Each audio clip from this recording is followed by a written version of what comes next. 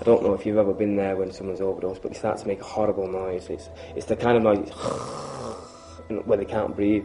They call it the death rattle. That's what it's known as, the death rattle. What's the matter with him? Lite mashed. What, I think he might be a bit more than mash, you know. John! Yeah, John, you know. John, mate. Open your eyes, mate. Open your eyes. John.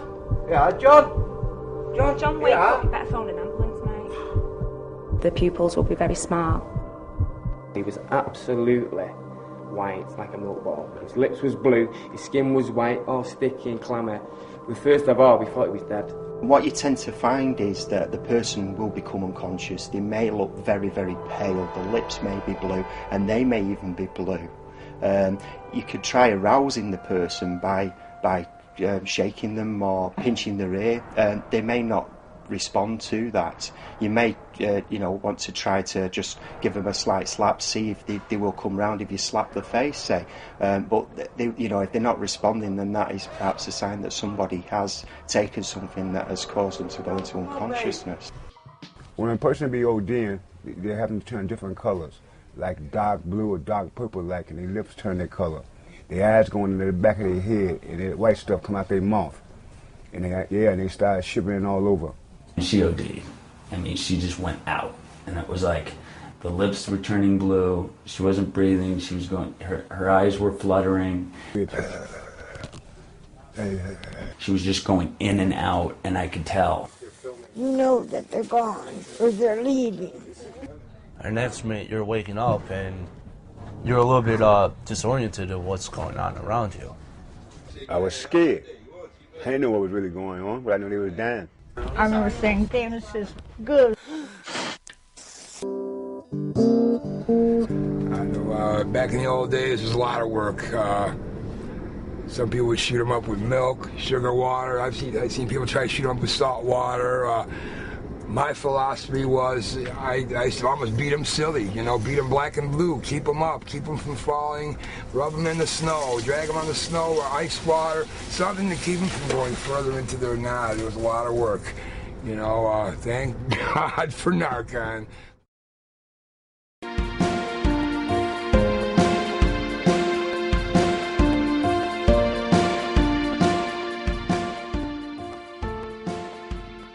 It's important for me to dispel the myths about opiate overdose.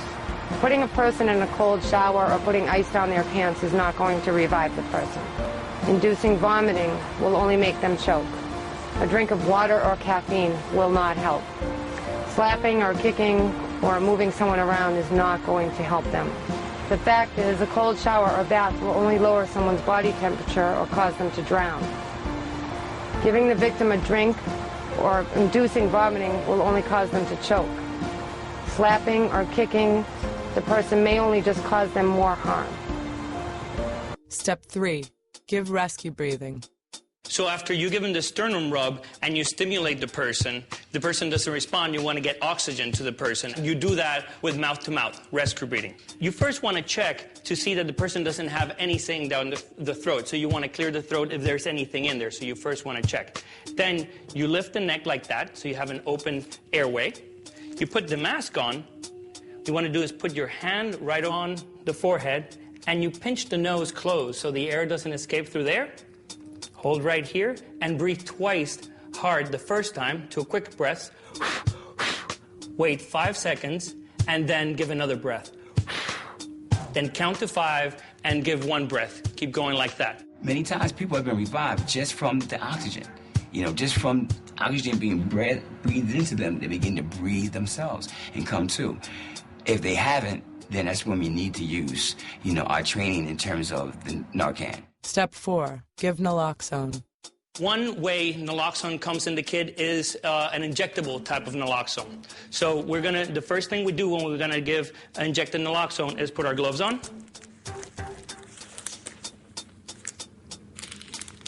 Grab the syringe that's in the kit.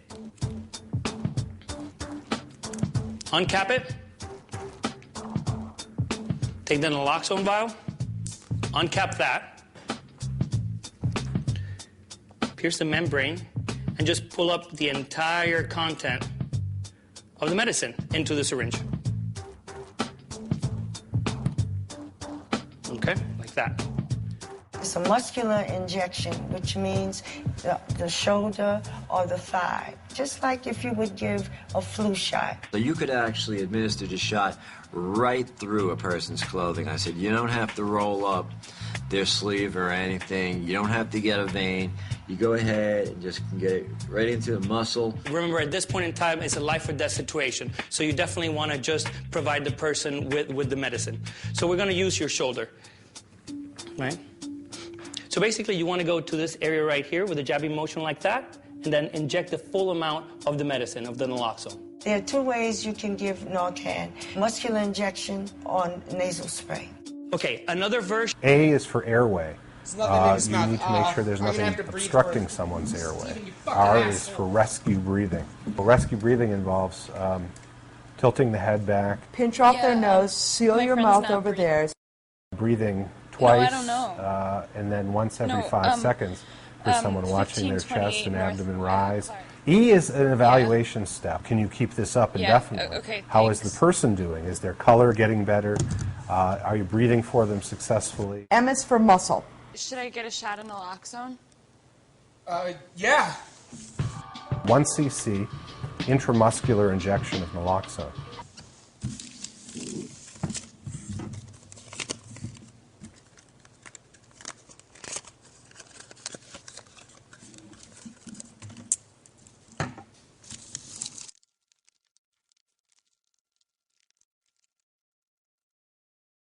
You take the needle and you stick it into the bottle and you draw up 1 cc.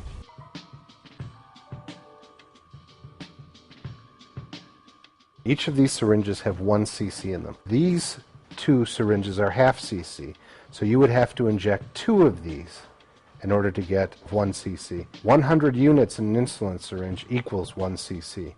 Problem with these syringes is that the points are too small. If you have to use these syringes to inject naloxone, you should inject it into the tongue. But the best syringes to use are these. Points are all 1 inch or more, which is easy to get into a muscle. In the shoulder, in the thigh, or in the booty. 1 cc just goes to the 1 on each of the syringes. Don't spend your time fumbling for a vein. The seconds count here.